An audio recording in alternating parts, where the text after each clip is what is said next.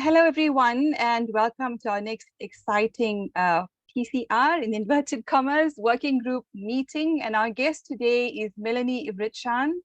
Her topic is legislative initiatives aimed at regulating or prohibiting dangerous technologies that enable the manipulation of human beings. And here's why she's an expert on the subject. Melanie Richan's interest is in, somebody's mic is on, is in environmental issues and civil protection, especially the protection of small living beings like children from the dangers of non-ionizing technologies. She founded the not-for-profit association International Coalition Against Electronic Torture and Robotization of Living Beings, or ICATOR, in 2016. The goal of ICATOR is to influence European Union legislation and decision-making by calling for a global ban on all electronic weapons, in particular illegal medical implants, nanotechnologies, and neurotechnologies, which allow any form of manipulation of human beings. ICATOR is recognized at the United Nations as official correspondent since 2020. Melanie, you're very warmly welcomed. We'll hear from you, your presentation, and then of course we'll have some robust Q&A with our group. Thank you for joining us. Yeah, good evening, Shabnam, and thank you for granting me this presentation shortly after our recent interview last week. So today I will focus on our association's main legal initiatives that were submitted to various authorities. And they were aimed at strictly regulating or protecting these dangerous technologies used as weapons against the general non-combatant civilians, and show how the authorities reacted to them. So the first legal initiative worth mentioning is the Model Statute Initiative. I created this draft legislation proposal with the support of the well-known former professor of constitutional law at Yale University, and he's also a famous environmentalist, Dr. Alfred Lambermont-Weber. At this point, our not-for-profit association, the International Coalition Against Electronic Torture and Robotization of Living Beings, ICATOR, did not yet exist. So I therefore introduced it to the European Parliament Committee on Civil Liberties, Justice and Home Affairs, the LIBE Committee, via the previous not-for-profit association, the European Coalition Against Covert Harassment, UCATCH, that I founded with the German-Swedish lawyer Dr. Henning Witte in Stockholm in 2013. The model statute requested the strict regulation or prohibition of, and it's going to be pretty complete, weapon systems that are operating on new physics principle used by AI, so artificial intelligence, to entrain humans and or to torture or inflict other cruel, inhumane or degrading treatments, including, but not limited to, a very large array of weaponry, modern weaponry, such as electronic weapons, electromagnetic weapons, magnetic weapons, directed energy weapons, geophysical weapons, wave energy weapons, frequency weapons, genetic weapons, scalar weapons, psychotronic weapons, chemtrail aerosol weapons, implant weapons, nanotechnology weapons, high-frequency active auroral high-altitude ultra-low frequency weapons, information technology weapons, scalar weapons, plasma weapons, vaccination weapons, 5G energy deployment, 5G devices, 5G Internet of Things and or 5G phones, directed energy weapons, and or neurotech, mind control weapons, and any and all frequency-based weapons. So that's pretty complete. That is what we requested in this draft legislation proposal. So following the submission to the European Parliament, as well as to the European Commission, I requested a hearing. in front of the Libby committee with all our experts, so technical and legal, and which I was in the process of organizing and had almost obtained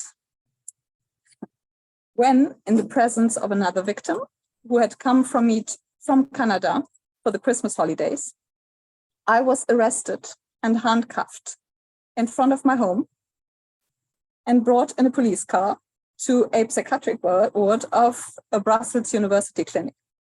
So following this, and I was just in the process and had almost obtained the hearing. Fortunately for me, the psychiatrist contacted my GP, who confirmed that I have all scientific proof of non-consensual implantation with nano and neurotechnology, and the psychiatrist and the judge therefore ordered an immediate dismissal.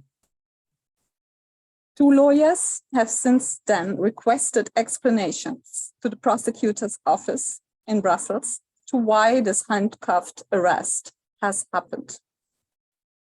To my knowledge, I have not received any other explanation than I had complained, had previously entered a complaint of being a victim of non-consensual implantation, and that had been very worrying to her.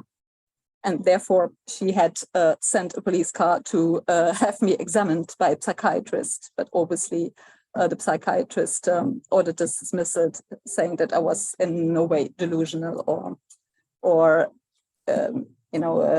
psychiatrically ill.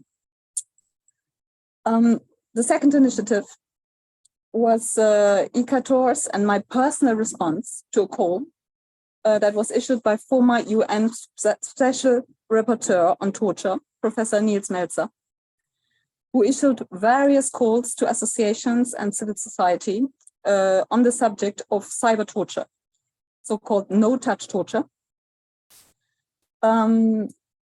perpetrated by state, corporate actors, as well as criminal groups on defenseless men, women, and children. Criminally implanted medical devices such as neuro and nanotechnologies are used as receivers and enablers to perform no-touch torture for voyeuristic clients, as Professor Melzer states in his report of the UN General Assembly issued on 20th of March 2020. ICATOR and our closest associates, so Magnus Olsson and Dr. Henning Witte, were covering the General Assembly for a Swedish medical magazine. Following this report, a UN investigation was launched that now seems to have come to a complete halt almost. Although the new UN Rapporteur on Torture, Dr. Alice Jill Edwards, an Australian citizen, has just issued a new call, focusing specifically on the abuse of neurotechnology using citizens as guinea pigs to develop AI and the need to guarantee neuro rights to all citizens, to follow the Chilean government's example. And the third and last legal initiative I would like to present today is ICATOR's response to the public inquiry into the draft regional plan on the electromagnetic environment in Brussels. And there we responded to the Brussels region to strongly oppose a further reduction in the level of protection requested by the operators. We demanded the enforcement of the framework law that was passed by the Belgian Parliament and the Senate on the 12th of July 1985, and was published in the Monitor Belge on the 26th of November 1985 too. We requested the Brussels region to be especially vigilant when creating the legislative framework from a technical point of view. And the health and environment risks that are posed by the development of 5G, especially for, as you said, Shabnan, small living beings, for zygotes, fetuses, children, and pregnant women, should be taken into specific consideration. We also requested, or we also suggested that to meet with the Brussels region and one of our closest associates, the microwave weapons expert, Dr. Barry Trower, who was a physicist that trained with the microwave government warfare institute in the 1960s, who could certainly was very well placed to explain to the Brussels regions the risks of this fast 5G deployment requested by the operators. To date, we have not received any response on our request. Can you still hear me, Shabnam? Yes, we can absolutely hear you, Melanie. Would you like to pause there, or do you have more you would like to present to us? Well, these were the three, legislative initiatives that I wanted to present today. There were more, but I think these were the main three that I wanted to talk about today. Okay. Well, what we can do is open it up to Q&A. We'll stop recording for that part, although I think the Q&A is going to be extremely interesting. Divyanshi, do you want to stop recording?